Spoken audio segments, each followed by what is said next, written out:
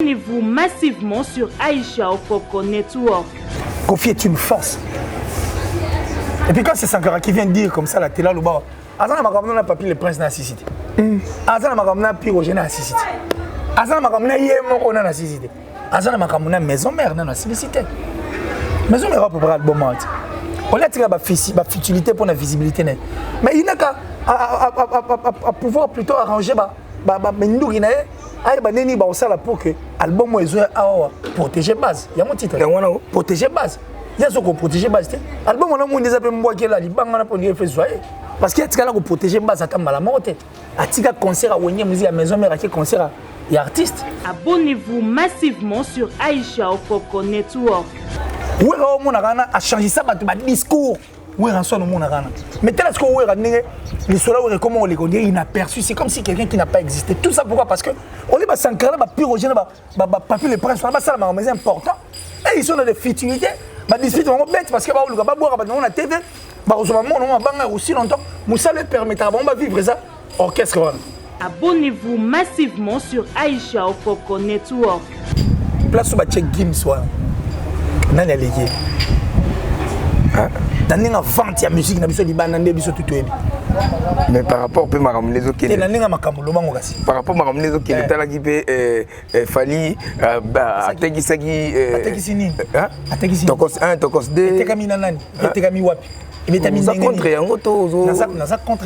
réaliste en fait. Abonnez-vous massivement sur Aïcha Okoko Network. Donc, quand la musique est en 2006. Avant 2006, la musique est déjà 2006. Et puis en 2006, style là, musique en et ça on peut le retirer. Abonnez-vous massivement sur Aïcha Okoko Network. Même Matou Samuel, n'a su encore c'est platé. Bébé Tchandagoud, n'en parlons pas. Ma bébé Souzaona, c'est platé. Oh. Papa m'a payé personne, Nabino, ça dit même Nani casque son auto tika biso. Ah, ma belle lisi ba aussi. Ça dit ça très touché l'impolitesse à Nengwana. Ça très touché la manque de respect à Nengwana. Ça très touché la moto ba petit vie. Voire même Kofi Olomide. Monsieur l'ambassadeur. Abonnez-vous massivement sur Aïcha Okoko Network. Gims, Aza fierté na biso, c'est une force pour nous. On est fiers de dire Gims. Et puis t'as Aza humble, Aza prétentieux, Alinga tout, Aza ouvert à tout le monde. Là le baraté que non, tout le monde ngani na bongane. Pour Gims na capable de lubango. Et puis biso tout ebina ke liboso na simane muto azate. Nalinga kama sosote utana eba vérité. Salon Franck, Salon Franck, Salon Franck le meilleur. Salon Franck, Salon Franck, Salon Franck de Bruxelles.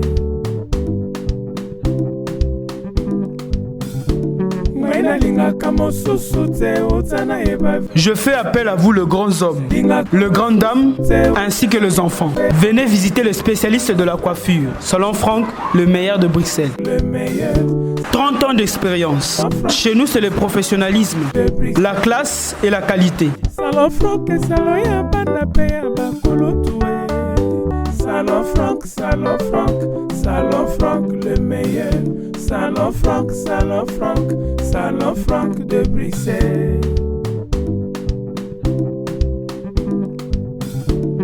Nalinga kamo susute utana eba vérité.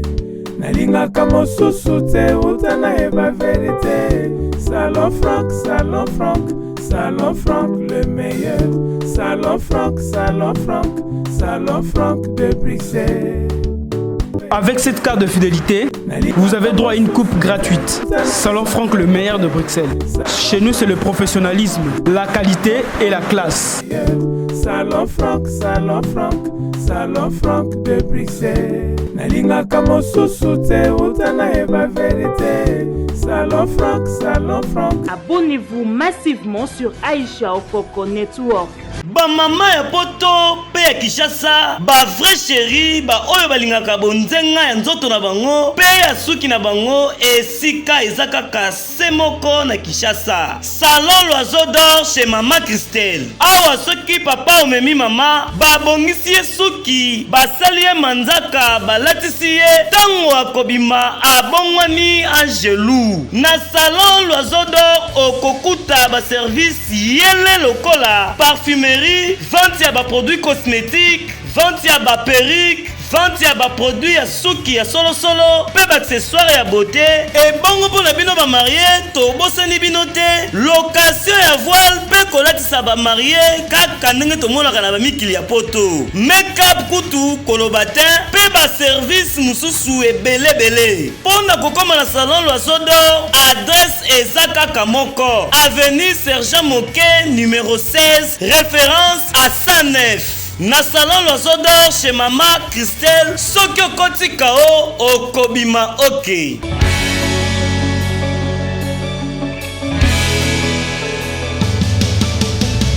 Très cher ami internaute, Balandi à www Aïcha Okoko Network, c'est mon votre humble serviteur de Casper Maestro, moi Naba Maman, et les juges de tous les mamans du monde entier dans l'émission, nous parlons de tout sauf rien. Tout ça, bon, on a un guiringiri et un peste kokutana, namoko ya mutoboli, ya mutoboli alo barakitoko, et na kombo ya killer, kilasi, mignon garçon, geno, il y a l'inga polémique. Après, il y a polémique. Parce qu'il y a bêta kanete, kateta kandika, neto benga kateta kandika, bêta kandobo par rapport à IFC, ceux qui doivent aller ensemble par rapport à moi. Il y a qui mbongi là, à fond on a vraiment caméra pour que tout soit pénal terre au sol là, killer, kilasi, le mignon garçon, métis et noir, kilasi, bonjour. Ouais, bonjour, rectificatif donc ça dit c'est killer, kilasi. Kilasi, ok. C'est le nom en tout cas de mon grand-père. Ok. Mon grand-père qui est le père de mon père, c'est ce que je vais juste insinuer là-dessus. Ok. Aïe Pena, ça dit Motomoro intègre une personne très bonne qui est le propriétaire en fait il y a non j'arrive introduction chaleur sur un plateau de télévision par un présentateur d'une émission pour introduire Maliboso. Très chers téléspectateurs, nous sommes sur www.com. Nous avons mis l'homme Namoni Yepsi. Maman yake na garura. Garura. Ya churucha. Na enchu. Enchu. Oh churucha. Na domona kiu na Yepsi. Non, c'est la première fois. Je disais que grand-père Nangana, c'est fils un policier missionnaire donc Nanenga Osakanati. Père la mission venait les laïti là les gars.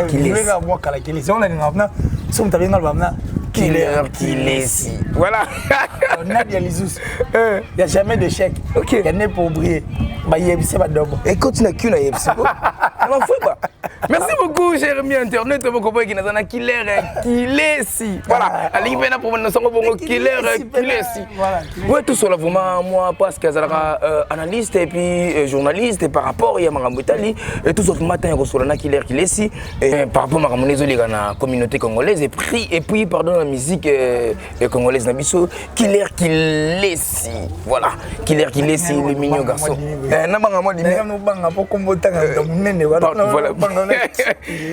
Voilà, Killer Kilesi, le mignon garçon métis noir, Killer Kilesi. Côté l'évolution de la musique congolaise, l'évolution de la musique congolaise qui n'a bien. Je ne sais pas le contexte ni poser la question. Moi, je crois que l'évolution elle est bonne. Sur Otali Inosbi, tu vois qu'il est en train d'évoluer. Sur Otali Ferrego, là, tu vois qu'il évolue. Sur Otali Héritier, qui vient de livrer pas mal de concerts au niveau, il y a Espagne, Turquie et tout, et puis à Paris également. Sur Otali, Kofi Olomide, n'en parlons même pas. Fabregas également, qui excelle, c'est-à-dire moto, il y a que possibilité de viser à la Nanga. Par Fabregas, qui peut concert à Lyon, c'était un très bon concert. Donc ça dit l'évolution elle est bonne. Ok, si on a ma plateforme, Otali Mortel 06 cet album, ok, ils ont excellé en tout cas. Tout dans le bon, comme tu auras toujours l'habitude dans le bon. Moi je crois que la musique évolue plutôt. Certes, période moi, nous on peut s'habiller sur image moi il y a désespoir. Ok, parce que mais surtout tu que musique on dirait bato s'accaparer nango. OK, vous comprenez? Donc bato s'accaparer nango, bana opé sa image on dirait à part bango musique aux alati. OK. C'est-à-dire bakangi génération moko boy, baboy ko pesa mu pepe na bato mususu, bakangi génération bazolinga te ko permettre bande ko musuba ko sala makambo comme il se doit. Tu vois ce que je veux dire? Bakangi. Kayo invité. Ba pesi image. Na impression on dirait bisonné to kangi. OK. Si autant yo ko ni to kangi. Ali ko tika te génération hors nature eza na ndenge na emoni la makambo. Yo pendant no la République martyre du Congo, on dit même na musicien le roi Inosbi. C'est-à-dire ressortissant ya Goma na ninga kati. Baye na République martyre du Congo, et plutôt na Kinshasa capitale. OK. Abalo beta da partir kuna akiti na capitale Kinshasa aniati ba plan. Et bani mokimomba. Yo ndima. Bon, musique à ça qui musicien, on dit pourquoi? Non, on dit maintenant mboko artiste quoi Inosbi linga bi. Yo on dit maintenant mboko artiste le là. Rebo apeso mbote. Mbote. Tu apeso mbote. Mbote. Mbote. Or biso tout est bête côté au exact côté à Bassi. Bassi on dirait ba net soukou. Comment on dirait espèce moko on voit il y a disparition. Mais du moins Rebo aujourd'hui avec un père, donc ça dit pour moi je crois que bateau bakangi génération la nature est décidée autrement et même si artiste sous pour nature on peut changer et puis musique et ça pour na bateau baramité à mabete qui la c'est là s'il vous plaît ozo le makambo est très capital mais ce que ozo bomba moi bilo moko bo mo ba mieti moko par rapport non bateau bakangaki yango bateau banani si bateau bakanisa kate. Moi je suis pas là pour indexer pour citer yo yebinde to sola. Moni presse et koti ba brebis galeuse telle belé. Et puis presse au mona ba coopérant ba komi trop. Vraiment. Pourquoi on va coopérant. Ba tout on va pas détruire culture. Comment on est là loba. Donc ba tout quand la musique est banane en 2006. Or avant 2006 musique est là déjà 2006. Et puis en 2006 style là. Musique on peut ba loba. Et ça, on peut le retirer. Pardon. Je crois que le plus important pour nous, nature est gagnée et continue à couper sa vie sur artistes, différents artistes sur l'étendue. Il y a le République du Congo, ça va vrai ambassadeur et le refondement. Ça la fierté à Mboga Nabiso et Banda. Moi, je crois que notre musique évolue et puis qui est dans le calme. Parce que nous sommes au Solana, Kalaming Karate à Sikasika Dia Diarande Balobaka. Nanenga ba yepsi. Nanenga qui shingam pemba donc. Merci beaucoup pour comprendre ça. Inosbi auto livré ba concert. Ouais, tout le monde est à Tchad. Donc ça va, ça évolue. Moi je crois que ça évolue. Merci beaucoup pour comprendre que Killer a et musique congolaise qui évolue vraiment dans les bons et puis na bon musique a évolué te Gim ça rose à l'ambassadeur. Par rapport Killer Kilasi. Tout ça nous vraiment sur place en la vision. Kilasi. Ah, on a Kilasi. Kilasi. Tout le monde a qui Mokonzamboka première congolais livre qui vraiment passeport diplomatique et pas Maître Gims et puis Dadju ça là qui vraiment moi non par rapport il y a comment même Mokonzamboka encore livré ba passeport on a capable d'emballer même Mokonzamboka par rapport il y a les gens la musique congolaise d'Abisso par rapport à Kofi Olomide a bêta plus de 20 albums qu'on se le dise oui ça l'a paix carton à récompenser les sous Kofi Olomide na passeport diplomatique par rapport à défendre les sous culture d'Abisso congolaise partout dans le monde. Moi je crois qu'avant tous on a comment on a Kofi Olomide tous en on a Gims Nadadju. OK.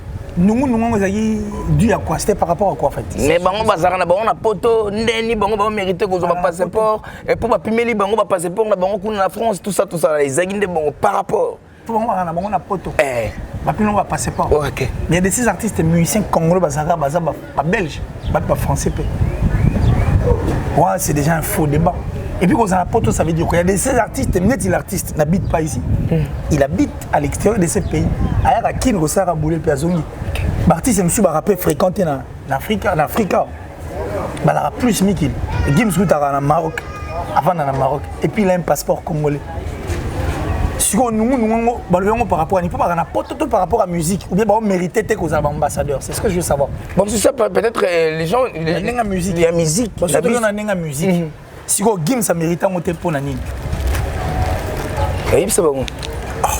On décrypté, toi, sur la banque, on a eu. Yo, sur la banque, on a tenu.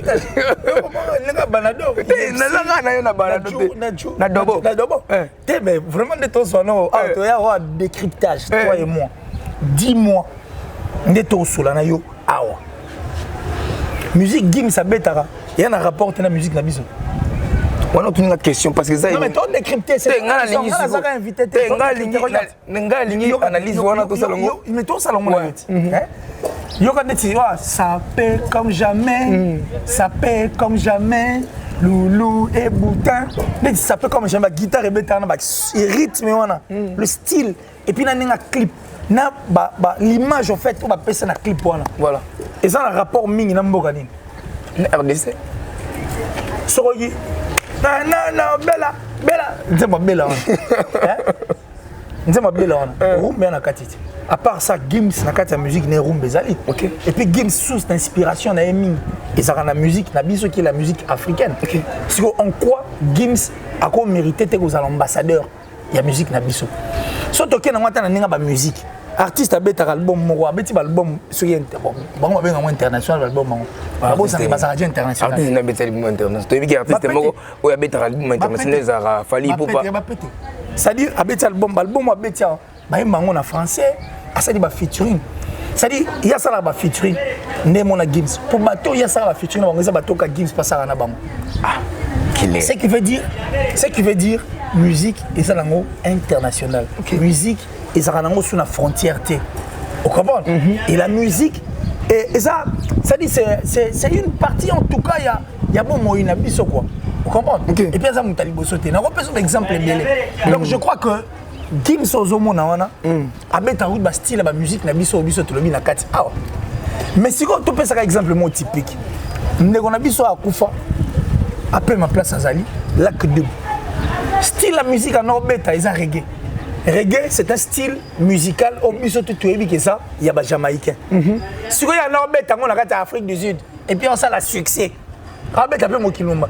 Il y a un empêché, il y a un empêché à l'ambassadeur sud-africain pour mettre la musique à reggae. Non, c'est un non. Bah je suis tout le monde a Robert en République moitié du Congo. Bah botement hein. Bah botement comment. Bah moi comme ça on a potona, so robot, bah moi comme ça à la nene. Donc juste moi c'est ça na Zambie.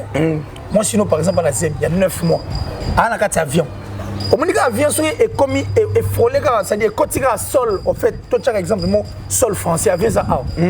Ma belle, il y a français ça a. Moi si l'avion a aboti, automatiquement j'ai une nationalité. Voilà. Bah moi comme ça arabo. Si on bateau abota makuna. Bah rapport bêta. Toi le baba ambassadeur te abota pa kuna. Tu vois ça là non, ça c'est exactement méchanceté moi boisanga mutuna makolo et aussi biso tout robot ça la tête que Gims na da Juba ça deux frères au bayo kana bien et puis surtout que na ninga vente il y a nous les pour sortir les documentaires à Gims ça Netflix Koffi Olomide le grand Koffi s'il vous plaît alors bah que Gims est le numéro 1 bien avant Koffi Olomide ce que bisanga non place ba check Gims wa nani aliki Naninga vente ya musique na biso libana nde biso tutu ebi. Mais par rapport au makambo les okende. Naninga makambo lobango kasi. Par rapport makambo les okende talaki pe fali atekisaki atekisi nini? Atekisi. Tokos 1 tokos 2. Etekami nanani? Etekami wapi? Ebetami nini? Ça contre yango to zo. Na ça contre tout ça réaliste en fait. OK. Mais tout à réaliste. Par rapport il y a fali pour pas. Par rapport il y a fali. Mais il faut dire atekisi nini? Album na album eteki wapi? Mais pour tout le monde qui ça se comment mais obina ginze moya obina ginze ba falite non nzemuni hein nzemuni obina ginze nzemuni lokota mpato bina wote pato lokota ah kile je te jure attends moya tu un coup yo muto bisanga parce que featuring na Gims mais juste na da ju pardon moi ce qu'on est na lobano te quand tu dis ko tekisa na tunyo ko tekisa o yo zo lobawana pour à part Gims ça bien le grand Koffi s'il vous plaît Albert Gims est le numéro 1 bien avant Koffi Olomide. Si vous avez Gims, vous avez une vente. Tout le monde a Gims, tu as Koffi de côté pour tout le monde. C'est ça, c'est Salim Pending à lobby. Tu as hérité Watanabe? Non, on reste là où tu as Poupa. Non, mais regarde. Moi, Gims, Koffi a inoxydable. Inoxydable qui veut dire adversité à tenir. C'est quelqu'un qui n'a jamais eu peur en fait de quoi que ce soit. c'est de même ba Gims ba Dadju ba banga raté ba Ferré ba banga raté si ko moni artiste non zo ba yo me va comparer artiste na mutu mo au moins de ba finga so comparer na faire ba faire à niveau na été so comparer na Gims on aura Gims ça étranger ne ba baloba o aza sur diaspora so comparer na Dadju te Dadju te o comparer na Davido te ba Davido na masaka musique na bango ne moko boy so yé à la mba comparer été so to tine que ne bunda ko ne yaso so ngaso bunda ya on a bigé. Ça, c'est être chauve-souris, en fait. C'est quand on est une chauve-souris. Une chauve-souris, ça moto à Zanga Mboka. À Zanga Place, à Zanga Bat. Pour ceux qui ont un bon habité, à Zanga Mabelle, à Zanga Mapapo. Pour ceux qui ont un habité, à Zanga Mabelle. Oui, à côté de Zanga Nani. Donc, ça dit, à Zanga Place. Tu vois ce que je veux dire? Donc, moi, je crois que la fierté des Républiques moitié du Congo, ils ont mon ami. Merci Gims. Merci Dadju. Merci Kofi Olomide, merci Ferregola, merci Nosbi, merci Nabatuto Basala Makamuna Mitema Labango pour que notre musique et notre culture aillent de l'avant. Voilà. Merci beaucoup, fidèle internaute. Beaucoup de gens qui sont là, analyste, vraiment,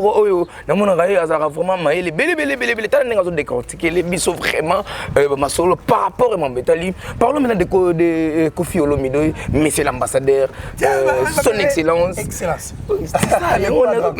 Son excellence, les Quadra Koraman, son embelli, mon Kontamboka, chef de l'État Fachi Beton, a passé vraiment passeport diplomatique.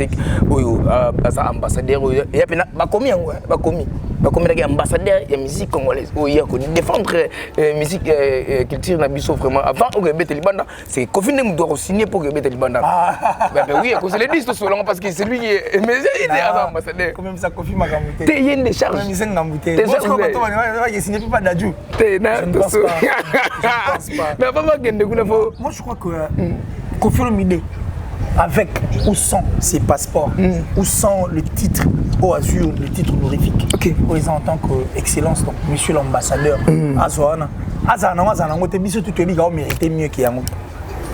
N'habitez son avis contraire. Ils ont tout dit que Kofi a mérité mieux qu'il y a. Wana, gauche à droite, Kofi Olomide, plus de 20 albums. Voilà. 20 et puis ça là va succès biso ko tout bota magina no tetoye to ko kuta ba musique ya Kofi Olomide to yoka yango na sentiment voilà na sebila na nzembo le rôle ya kuku vous mettez moi un ding on a les lampes fort par rapport à Epsi de là on a d'abord parce que Kofi Olomide mérite mieux que ça mais puisque le président de la République a compris on point déjà sommet c'est-à-dire sommet à Moga sommet il y a République du Congo le président dit garant de la nation à lobby que Kofi a mérité à signer et puis à octroyer passeport diplomatique, je crois que c'est une bonne chose. Et puis c'est un souhait de tout Congolais. Mais je crois que comme aussi batuté, comme on a bangoté, mais ça qui soit Congolais, tu m'as dit que mon type venir méritant. Pourquoi mon type venir que l'homme a triché.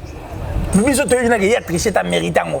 Alors pour cette occasion, on ne peut que dire merci, bravo, félicitations à son excellence, Monsieur Kofi Olomide, Antoine Abouep, le Rambo des Aïe. Merci beaucoup, son excellence Kofi Olomide, Antoine Azupe, passeport diplomatique, et pas Ndoïnaye, Antoine Tshisekedi de Chilombo. Par rapport à ma campagne. Il méritant. Ça dépendre de Kaka. Peut-être que nous sommes en 1996. Oh, c'est quoi? Tala, Kofi Olomide, il a un cœur. Mon témoin Zaranango, je crois que Congolais mota au contredire ngai. Certes, maramba tout balwa biso to boyi na biso te toyi bango. Tondimi. Mais toi ba musique et bala na rappel na makamona po sina bango na émission na ebele. Ba clash na polémique na musique ezara important. Mais et dépendara sikoyo na ndenge nyozo lingo clasher, na ndenge nyozo lingo servir puis mutuni lingo clasher, na mutuni lingo clasher te. Tu vois ce que je veux dire? Kofi Olomide connaît tout. C'est pourquoi je l'avais dit qu'il est obligé de nous écrire un livre. Pour en dehors, il y a travail. Il faut me savoir c'est quoi en fait le secret de son succès. C'est quoi? Qu'est-ce qui fait que Kofi Olomide a la peine moto azali? Bon, il a plus de 65 ans. C'est-à-dire, Aza hors série. Mais Tilelo, il fait parler les gens. Et puis Tilelo, Aza la base, il y a succès à ma jeune ébélé. Et Tilelo, Kofi fait parler de notre musique à l'extérieur. Kofi est un nom. Et Kofi, humilité à la Ranango. Et ça peut donner tout. Tout le monde a playback na Kana, au moins, il y a une question. artiste ni aza bon wa ko beta ko keye. Mais Kofi na iTélé. Na iTélé s'il vous plaît. Na iTélé dans une émission, c'était des blancs. On va rappeler qu'à Bersa au moins na bana na bango puis à Bersa au moins na ba français moi belé. Ben il c'est le sou que tu es plus grand que Johnny Hallyday parce que Johnny Hallyday a été à Kara la France et puis ça Johnny explosé en 2002 quand en France mais toi c'est l'Afrique. Aux monstres et Afrique. Tu vends en Afrique. Mais Johnny Hallyday qui la et tu livres des concerts sans promotion mais de 23h à l'aube et puis ça libère Bercy s'il vous plaît. Ça l'omnisport.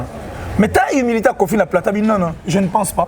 Na permettre de autoriser binoté au bêta li solo. Il y a Johnny Hallyday au tempo Johnny Hallyday c'est un grand. À nous démontrer grandeur à Johnny Hallyday.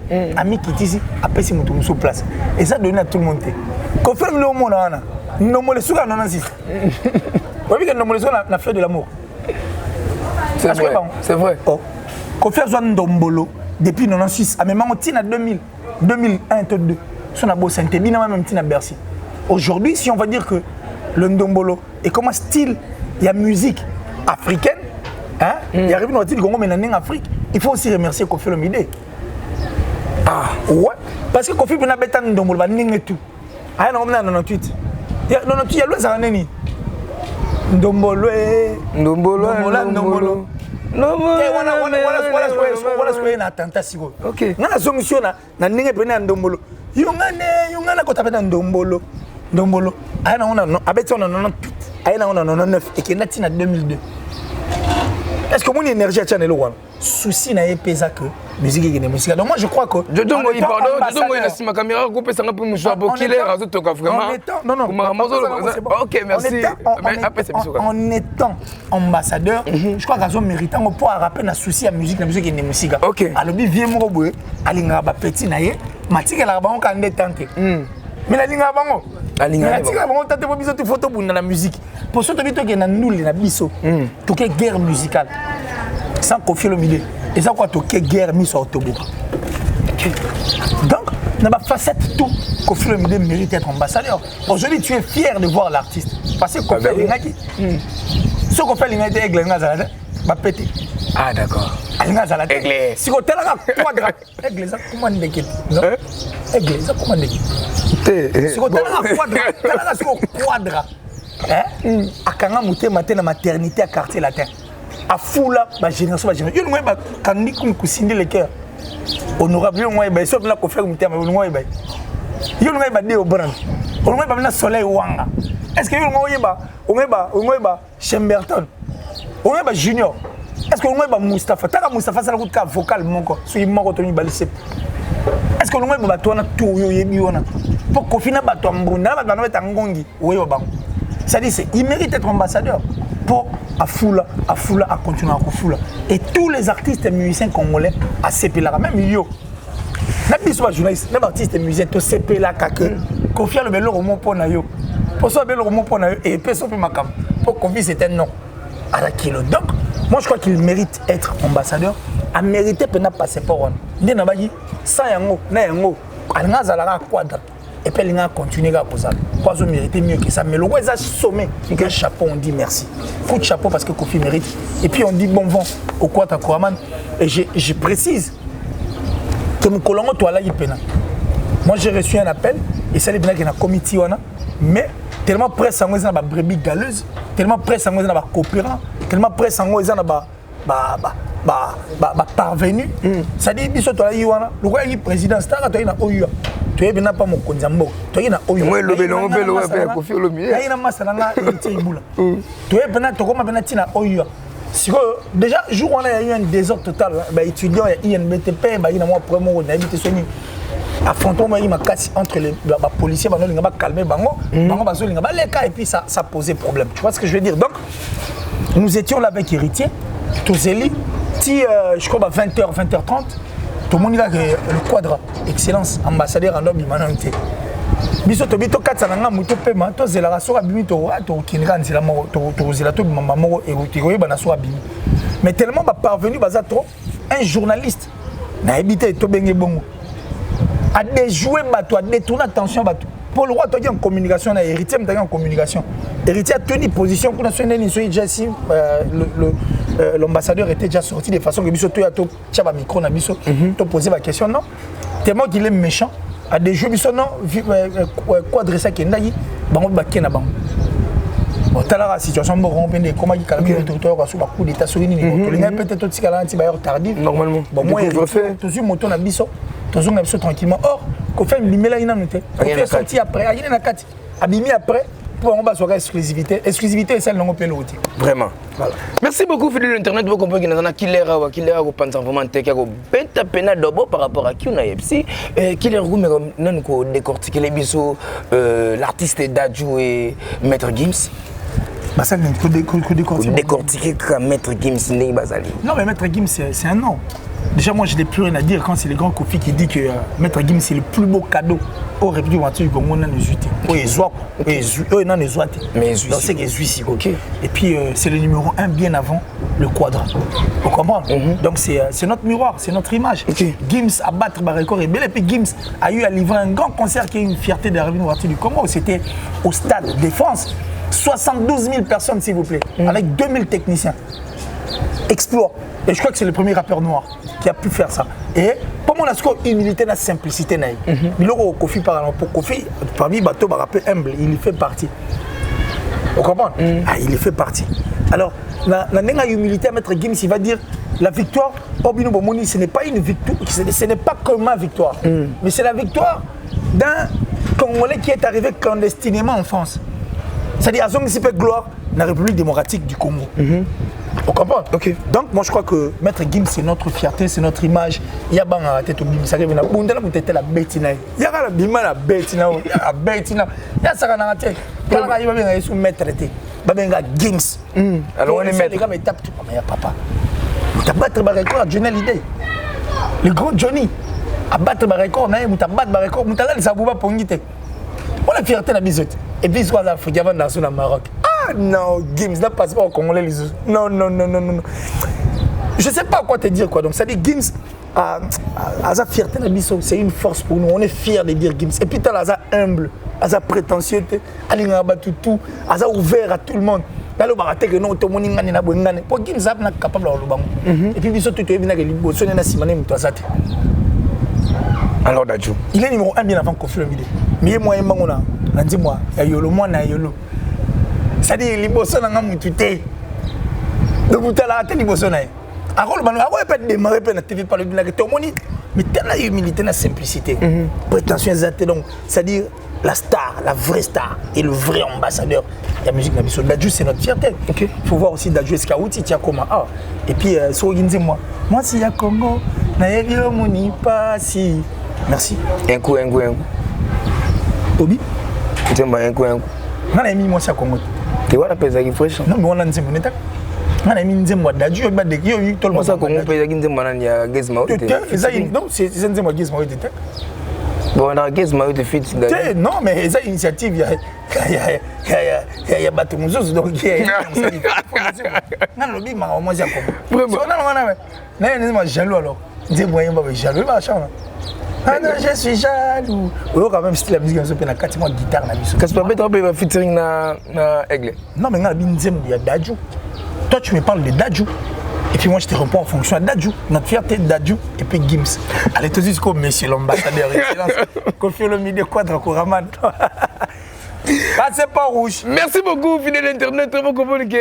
Qu'il est. Passeport rouge, on a Jojo. Voilà, pour hôtel, ma soeur ambassade. Voilà, l'ambassade, bon hôtel, ma soeur. On va payer, ok, non. Parle maintenant, ceux qui chef de l'État, est-ce que. Vous pensez que la fait rigoler? Non, mais écoute. Papa Hervé? Non, mais c'est. Regarde. Au moins, humilité à Ferré. Ferré aujourd'hui est fort parce qu'il est humble. Ferré aujourd'hui est fort. Il est très fort. C'est vrai? Ouais. Comme il a dit, tout m'a fait à Bunda, n'a bien. Ferré est un self-made man. Killer, pardon, tout ça l'analyse moi la vraiment. Tout sur la peine. Tout sur la peine pembe.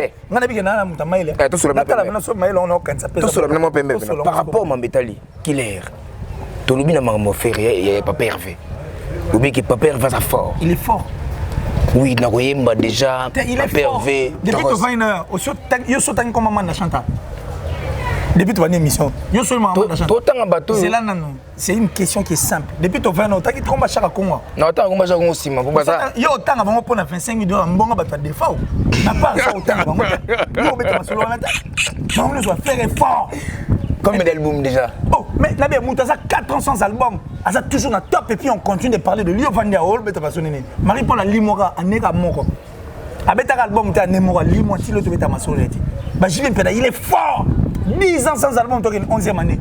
Avec un album, il est toujours à 4 ans. Faire effort. Il est très fort. Et puis, il est fort. Il est fort en tout et pour tout. Parce qu'on parle de la il est 400 albums. Par rapport à côté qui ça. Côté quand on y a solo. Album, album, tu as un disque d'or. La génération de Héritier Watanabe. Un disque d'or. Tu as ici. Mais disque d'or. Tu as Fabrigaza. Tu as ici. Justement. Tu as ici. Si vous avez non, faire va pas la plaire la mala ta somme on a moni. Tout le monde a aigle les lots. Vous avez des musiques c'est simple non. Si vous faire ba karago somba. Ninga zo pelé na bana ba car banda kwa sala ninga zo tonga ninga zo vivre na vivre sur la moni. Tamilanga. Mais tu bien musala mo. Mais mutate qui s'arrête au Sénégal. Si là to sola qui l'air. Mais chaque con a qui s'arrête, a te karaté chaque con. Il y a un moment il est tout le temps derrière ma bibembe. L'artiste en danger. Parce qu'il n'est pas dans la musique. Ils ne vont pas. Par exemple, tu as Manda par exemple. Ils vont pas, ils vont pratiquement pas. Certes, à ça la musique, mais on t'est caté. Mais faire t'es caté. Faire il est fort. Alors très fort. La République du Congo est fière d'avoir un artiste comme Ferregola. Pourquoi tu as mis les grands Kofi? Dans un cas de Kofi. Oui, mais on va répondre à faire. Talara Kofi a bien fait. Il est bien Ligue des champions. Empereur.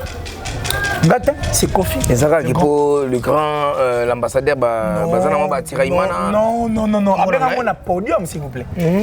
On a podium. Et puis, Kofi est sur la liste de ces artistes et musiciens qui sont vrais. Il a toujours été sincère envers lui. Mais tout est bien. Kofi soit Lingali, soit Lingi. À la liste, la musique, ma téléphone, il est soit bien Yambi. S'il n'est pas intéressé, non. Je ne suis pas intéressé, non. Merci. Non, Akati. Kofi peut soit coup d'appel manqué, on a rappelé. Il est sur la liste, mais il est sur la liste des artistes et musiciens sincères. Tant que faire un danger, c'est Kofi qui l'a dit. Et puis Kofi s'est trompé raté dans le choix. Il faut faire à force. C'est une fierté. C'est une force à 4 ans sans album. À livrer un concert, auto bête millionnaire, à bête Oliverta, auto bête douleur, donc ça n'a tête qui tombe. Merci beaucoup Jojongo Inasima Caméra, le grand monteur Jojongo Inasima Caméra. Merci à mon président Herman Ekasongo Molimo et Benezer climatiseur automatique. On te montre en quelque sorte. Ça rappelle peut-être. Oh ben oui. Herman Ekasongo Molimo, patron. Herman est décevant. Merci beaucoup mon patron Herman Ekasongo Molimo et Benezer climatiseur automatique. Tout montre plan crémé. Plan crémé. Ah, déception, mon Herman a ça. C'est ça déception, c'est ça, ils erreurs, les erreurs. C'est erreur, ça, maman. Des fois, votre émission a bisous tout ça pour la Marambouya. Tu es un patron. Ah, et puis qu'il a un détail. Décevant. Si le Rwanda s'excuse pas dans la émission, tout est décevant. C'est vrai. Mais c'est d'abord Limbi, c'est déjà donc Bisibana et bien il faut Limbi, c'est Herman. Bon gosse. Merci beaucoup mon président Herman Ekasongo depuis Canada, papa na prince précieux Kanina et puis merci. Il y a Canadien. Canadien. Ayaki, Tozagine, Awaki, Faya le 14 pour le 14 anniversaire. Joyeux anniversaire encore mon président Herman Ekasongo, papa na prince précieux Kanina et merci winner Pazangi Wanate, maman Anita Mouté deux fois maman Canadien, Baoba Schengen beauté plus l'argent est égal à vrai. Clara Mouté de la française, au moni Tozag Wana qui est si Togo la vraiment par rapport. Non,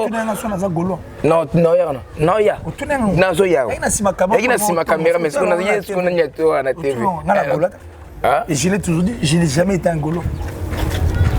Ouais. Héritier d'un Golo. Non, je suis un journaliste averti, avéré. Ah, d'accord. Et puis je suis un tueur des mensonges. Tout le monde concernant Golo. Makambu tout notre affaire à Nakosi. Au Soli Pembe. On a solé pour mettre un commentaire de répondre mon avis qui va vouloir aider qu'il est il y a mystique comment là ça dit en dehors de Gaulois so moni bato ba comment tali comme moni ka ote nangilia ni nani Gaulois c'est quoi ah faut compte on a bango ba finga bato un supporter Killer Kilasi il y a plein de Kilasi pardon moni ça va comme mususu les arabes na pe na masanga comme Kilasi masanga Kilasi pas ça tout tangana Kilasi original tu mona raison sur ben Killer Kilasi tu na raison comment ça ngai tu funa ranger ce Killer Kilasi par rapport à game masanga tozana ngai na ça la Killer Kilasi ah yepsi d'abord il y a plein de gens ba au tuna ki a Killer azara très intelligent alobara kitoko mais abunga kara kapamba boue na scène pourquoi abunga ça veut dire dans la scène on a sauté quoi écoute on a beaucoup de problèmes nous on n'aime pas vivre ndé bato musu ba grand pour vivre OK na de moninga sur internet nesco karaté nazo mwasi mutu te naza pe les balbaraté double fast et tout na on est raté balobongo c'est à dire Dalingana facilité, on a penza. C'est pourquoi j'aime pas faire comme tous ces gens qui escroquent. Oh, escroquent Karabassi, escroquent Karabambonga, Nalingi Nangati. Il prend rester sur cette bonne voie, faire ce que j'ai fait dans les bons. Sur Moutamoni, il faut venir, on aide dans le bon bon. On soutient. Merci, je suis là, mon numéro est là. Tant que sur mon anité, il faut pas vaguer une activité, il faut foutre.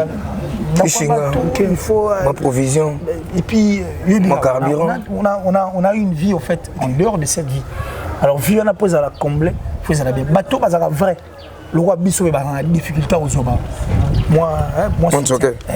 Mais mingi aga bateau pas finga bateau on ande bango bara moi na ngana bateau ba soutenir et puis na la tarapé cravate na veste à soutenir moi au fin. Biso ya moi difficile. Le beaucoup ta de mais à manza mais donc moi je crois que Kobunga na ngeza nonga. Ndeti ngona bungi parce que présentement, là, j'ai aussi beaucoup de choses à faire. Okay. Maintenant, on a choisi. Les devoirs m'appellent, je suis là et je les fais. Mais tout celui qui veut venir en tout cas en soutien, nous sommes là. Ma chaîne, elle est là. Et quand vous êtes stoppé, vous bossez, donc on a vraiment besoin de réactiver ma cambo. Et puis, aussi, on m'a embellé dans la carte. Voilà. Sinon, le bon, j'ai eu une fois avec Aïcha Coco. Et puis, on a bien reçu les lots. Et voilà, comme bateau, il y a mis tellement de malades. C'est bon, nous sommes là. Et puis, voilà. Merci beaucoup Killer moi mutuna muké par rapport ndeko auto lobake aux moi trop un peu moi ba belé aux aranayo vérité poélé aux aravéri c'est ça Killer c'est pardon marié ou célibataire non je suis pas marié mais moi célibataire engagé très engagé et tant comme on oh merde ko fait le mida loba na nzembo alia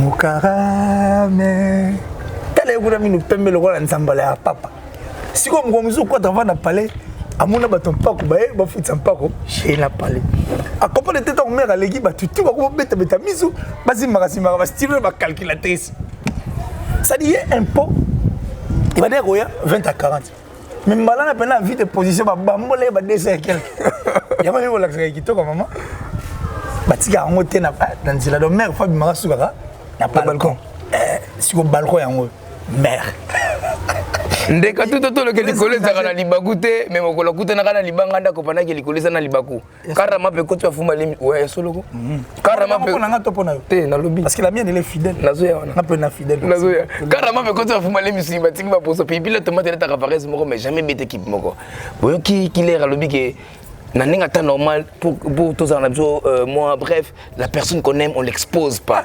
tani akena bino akena na kofi sakane akena na ambassadeur abio ba peso plan on a na tayo mo peso plan mo bon ni ko exposer pour oui ba pour te faire rosette par rapport à Jojo par na mon internet la voilà ma cam ah bon ma vitamine a pris pas mal ndunda et si la ngashivité merci beaucoup Killer Babi Otengle biso 5 musiciens congolais qui défendent Congo République démocratique du Congo Libanda Mboka 5 musiciens et puis ils ont un entourage penza ya malonga ako matina niveau on a dit ako ça on va je suis sûr qu'il y a des sur la table Rochiro na sama belé seigneur lé avec qui passe à Leli balongo makiadi bazolela même nyoka longo ko zo mona wana ya josa ata so lobité mazo ka passe et après na ko bois qui la musique qui a répété moitié du Congo soy Nelongi. Je suis sûr que nous sommes même Balita Bembo, des banana potona. Attendez, Venabiso Carlito, à bon moment à CPLT. Même Matou Samuel, n'a sûr qu'on CPLT. Bébé Tchandagoud, n'en parlons pas. Ma bébé Souzaona, ma CPLT. Oh.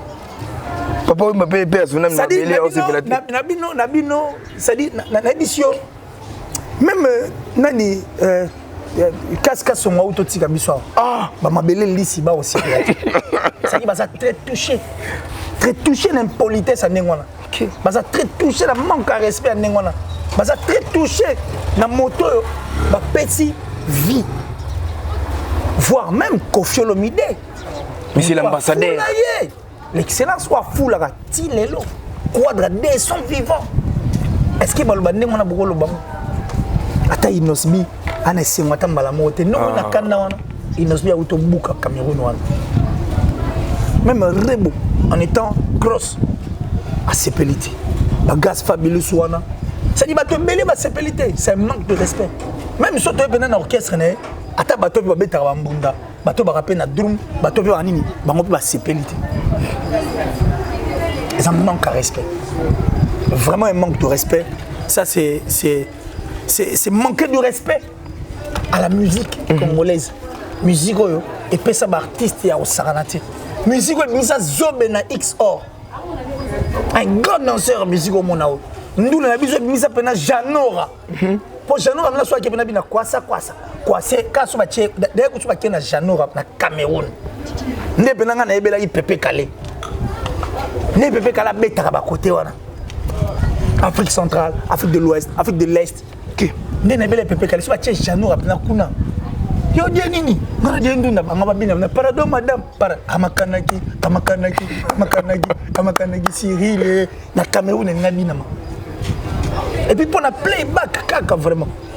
Toi tu penses que ba sud-africain on ba yaki on ba camerounais pour zamboka na bango ba nigérien on na ba nigérien ba égyptien ba marocain tous ces gens en fait qui sont venus na Canada ba yaki pena poyi alinga zalon. Donc quand on a soya zalaki telinga za esengote. Elinga za nelengite. On sait comment est-ce que maman est. Samuel Eto'o a été harcelé. Il y a un moment où ivoirien, artiste ivoirien, Samuel Eto'o. Il a été harcelé, il n'avait pas le choix. Tu as bien une copie à moi. Et puis tu as bien une bazo bien appelé Mikolo, luka ba pesa bango pe passer pas. Ne bazo harcelé, bazo luka pe bango pe bazo. Pour aider la bango il fallait bazo avant l'excellence Kofi Olomide. Or Kofi Olomide, et ça déjà les comment ya kala. C'est de la méchanceté, c'est de la prétention. Ça ce n'est pas avoir un cœur. Au bout c'est même bateau ba au poids, au bout c'est un bateau ba soutenir yo. Serge Mabel a un album na Liboso. Le quartier latin a joué dans cet album il y a Liboso droit chemin. Quel manque il y a respect. Place on a tabatika Ramazani na guitare. Na canon batiki Ramazani na guitare. Batiki Lema Kaba na guitare. Place on batika guitare pas guitare ga ya pamba. Il y a musique na biso. Les gens allaient danser. Place on a soigné na Mukongo Koba. C'est un manque, il y a respect. Et je crois que peut-être Barouche, fait la mission Jossar, Basolo Batepo, Baotalara, Kofi Olomide, Batali, monsieur l'ambassadeur, Basolo Lingateta, monsieur touché, peut-être gros dérangé. Mais si ce n'était pas le cas, tu allais voir des émissions. Mais moi je crois qu'on aurait pu nous rater du Congo, tous les artistes musiciens au salon. Attends, jeune Wabinara, Wabinara. Comment on est héritier, Iboula, Tipola, Wabinara. Freddy Mboloko. Na danse na epena. Obino mudibu. Takana nango. Papa, il y a la cao. La canne était déjà une fête. Bill Clinton a eu à faire ça. Il a eu à chanter dans l'hymne. Il a eu à prester, mais ça n'a pas posé un problème. Il y a un émission qui est prétentieux. On méritait aux ambassadeurs. Voilà, c'est de la méchanceté. Merci beaucoup, fidèle. Tout ça qui est à Rossal, moi, digi par rapport à ma réponse d'ailleurs. Vous comprenez que moi, mon tout est au sala, vraiment killer. La Tolanda qui est un grade de compta. Le bagui vraiment Sankara. Le bagui qui est. Il est tout. Azali. Azali quoi? Azali est capable de musique à maison mère. À maison mère. Azali. Bah tu l'as fait quand sa photo là dedans. Il y a. Mais ça, quand on a photo, on a fait bon, on a pas le droit. Nani. Puis Roger. Ah, mon grand Puis Roger, moi, on a tout ça. Ah, selfie dans le pan, oui, il moment pas. Mais tout le question, oui, il y a Puis Roger. Puis Roger a un problème. Ah, c'est sûr. Moi, une photo, on compte un monde. Il y a une émission, on va faire cette exposition. Bah, c'est pas de. Une émission, ah. Bah, c'est pas une émission, non. C'est pas grave. C'est quoi, 145? Merci. Sankara, écoute, il a été par le biquet. Kofi Olomide, c'est l'ambassadeur. Son excellence a mérité qu'on soit vraiment un passeport diplomatique. Et pour selon hier, à l'objet que Kofi a panza ba groupe belé a panza les marquis, il n'aime pas panza Maïcha Park, Kofi a panza vraiment ba marambo belé a bébisa ba relation à batte belé. Or soki ezalaki ba to mérité qu'on soit un passeport rouge wana, passeport diplomatique ezala Weranson et puis Jibem Piana. Pour na yokolo ba nini pour na Sankara découpe. Bon Weranson période mo azuba musicien tout il y a jet set. Il y a Ferry, à Bossani. Et puis Sankara, est-ce que Sankara n'a pas besoin de leçon à la TV? C'est lui qui rend la tâche de cuisine à la maison. Mais il y a comme si vous étiez place à Zana. Place à Zalit. Toi, tu penses que Nabi, où est Ranson? Il n'y a pas de de la forêt. Vous blaguez, vous savez, Ouera a eu à arrêter les temps dans Mboka. Mais tu le lopes, non? Ah, papa. Protéger base. Protéger base. Il a sorti un album, on a notre en Kinat. Et puis qu'est-ce que Sankara a pu faire en fait pour cet album? Promotionner au Sankara Sali. Sankara a beaucoup de choses à faire. Et puis, il a redevable l'orchestre de la maison mère. Tu dois comprendre après que Sankara de Kunta a profité de la moto à Ouera, a profité de la moto à maison mère, et puis a profité de la moto à musicien tout Bazalan. Qu'est-ce que Sankara n'a pas fait? Sankara a insulté la maman de Ferré. Sankara a finga Ferré, a finga Seléo, a finga Lacoste, a finga Moutou. Moutou nous Sankara a finga au sein de cet orchestre maison mère. Sankara ne peut pas être un donneur de leçons. Et puis Sankara il a des choses à faire. Il faut que c'est la ouera. Ascenseur na makambe belé. Et puis il faut à raison arrêter la promotion. Si réellement Sankara était un porte-parole et qu'il peut monter dans la promotion au sein de cet orchestre maison mère. Maman ça les a en moi. Kofi Olomide a la base à succès à jeune et belé. Succès à jeune et belé s'il vous plaît. Et puis Kofi Olomide a beaucoup donné la musique na biso. En dehors de tout ce qu'on peut dire, Kofi est une force. Et puis quand c'est Sankara qui vient dire comme ça la télé là-bas, Azana Makamna n'a pas pris le prince dans la cité. Azana Makamna pris Roger dans la cité. Azana Makamna yémo on a la cité. Azana Makamna maison mère dans la cité. Maison mère pour album. On a tiré la futilité pour la visibilité. Mais il n'a qu'à pouvoir plutôt arranger pour que l'album soit protéger base. Il y a mon titre. Protéger base. Il y a ce qu'on protéger base. L'album, on a mon des appels moi qui est là. Parce qu'il y a ce qu'on protéger base à la mort. Il y a un concert à Wenye, musique à maison, mais il y a un concert à artiste. Aussi longtemps, il y a une société et orchestre. Il n'a pas de leçon morale à nous donner. À comprendre qu'il n'est pas d'actualité, il faut à sa capacité. Il y a les président de la République de Maël. Il y a entourage à président de la République de Maël. Kofi a plus de 24 albums à succès.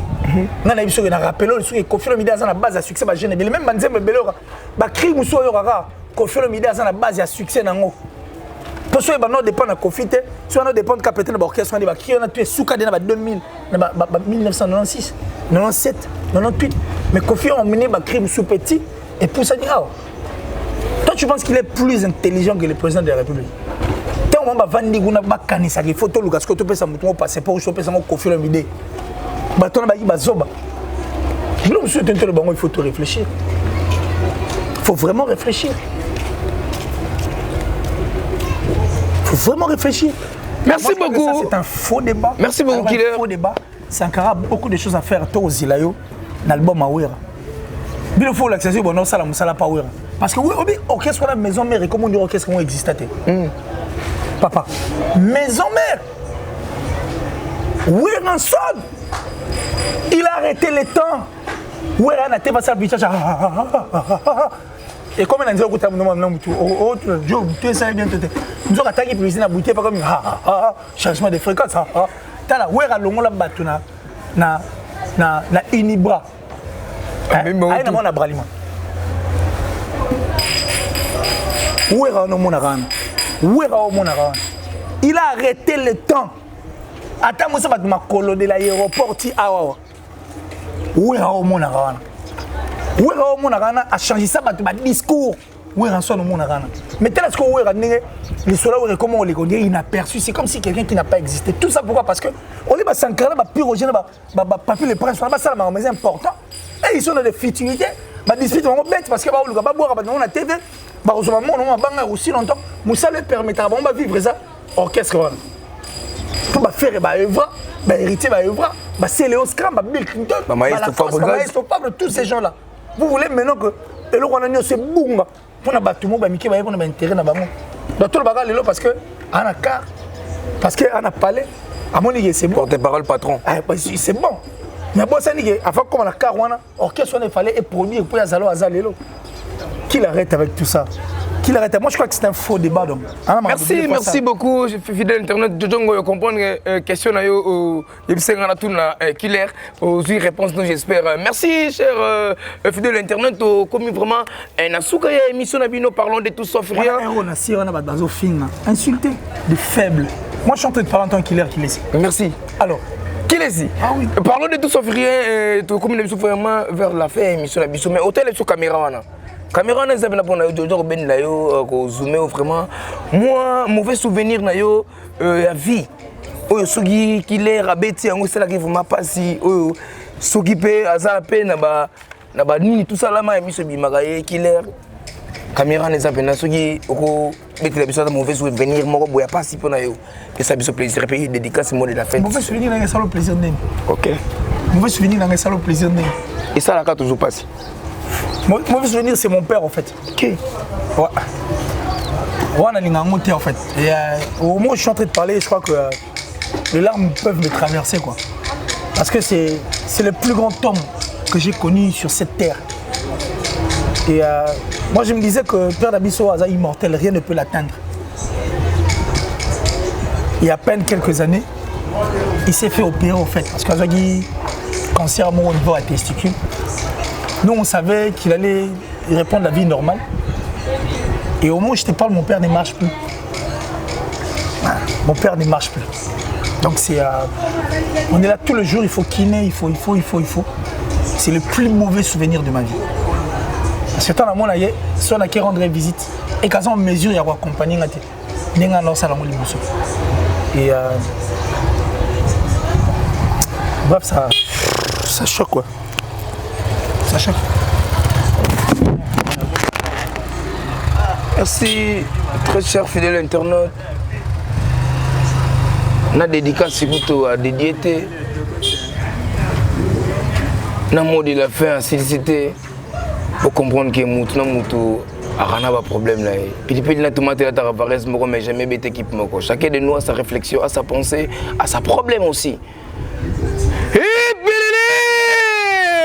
Là dans le bar epelele nakangi be buku nangai c'est que émission na biso comme vraiment na suka charura na rudu cha mama yake na para yepsina bana dodo na bala mafoba kimbongi la embondo cragne na bembondo en tout préserve man kasongo unsa tutu mon fils ndeka tutato loke likoleza na libaku te memokolo kutena kana libanga nda kompana ke likoleza na libaku car ma pe koto fumba lemisu ni batiki ba poso pilipili la tomate la taravarès moko mais jamais bête équipe moko mbwaza na chaîne na futa jamais abonnement. S'il y a comme merci beaucoup mon président Man Kassongo pour ma merci à maman Anita Moutote de maman canadien. Merci à Tadimba la R9 depuis Montréal. Merci à Norbert Amissi manager depuis Montréal. Patrick Chibambalo le millionnaire moté ma moi Sinzambe Jessie depuis Paris on a Paris Nzela Simandaku. Sissi Omba depuis Limana Yamboka, Australie, Vero Kikuya depuis Australie, Milor Sibomani, groupe Mama Gucci, donc trop, on est là, pas de soucis. Jojongo Inasi ma caméra, Yalinga Mingna Bedele, et Pelele! Net Jojon sa Pele Ngana Bagisi, moto. Gilite Combo, mon ami Gilite Combo. Pona lelo ebiso na biso suki awa yo so la raté na kobwaka yo lisusu tellement kopo okosaka fort no okosaka wana mondi na longola obwako te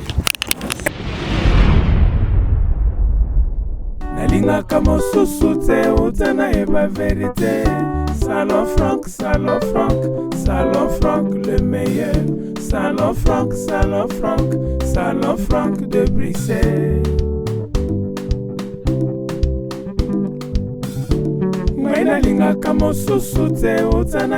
Je fais appel à vous, le grand homme, le grand dame, ainsi que les enfants. Venez visiter le spécialiste de la coiffure, Salon Franck, le meilleur de Bruxelles.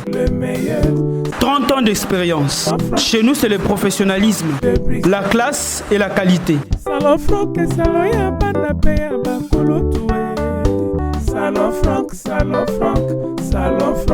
meilleur.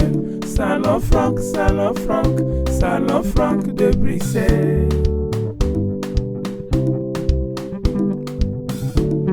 Nalingaka mosusu te utana eba vérité. Nalingaka mosusu te utana eba vérité. Salon Franck, le meilleur. Salon Franck de Bruxelles. Avec cette carte de fidélité, vous avez droit à une coupe gratuite. Salon Franck, le meilleur de Bruxelles. Chez nous, c'est le professionnalisme, la qualité et la classe. Salon Franck de Bruxelles. Nalingaka mosusu te utana eba vérité. Salon Franck. Abonnez-vous massivement sur Aïcha Okoko Network. Ba mama ya poto pe ya Kishasa, ba vrai chéri, ba oyo balingaka bonzenga ya nzoto na bango, pe ya suki na bango, esika ezaka kase moko na Kishasa. Salon l'oiseau d'or chez Mama Christelle. Awa soki papa omemi mama, ba bongisi ye suki, ba sali ye manzaka, ba latisi ye tango akobima abongwani angelou. Na salon l'oiseau d'or okokuta ba service yele lokola parfumerie, vente ya ba produits cosmétiques, vente ya ba perruque, vente ya ba produits ya suki ya solo pe ba accessoires ya beauté et bongo pour na bino ba marié to bosani bino te location ya voile pe kolatisa ba marié kaka ndenge to monaka na ba mikili ya poto make-up kutu kolobatin pe ba service mususu ebele pona kokoma na salon l'oiseau d'or adresse ezaka kamoko avenue Sergent Moquet numéro 16 référence à 109. Na salon l'oiseau d'or chez Mama Christelle, Sokyo Koti Kao, Okobima Ok.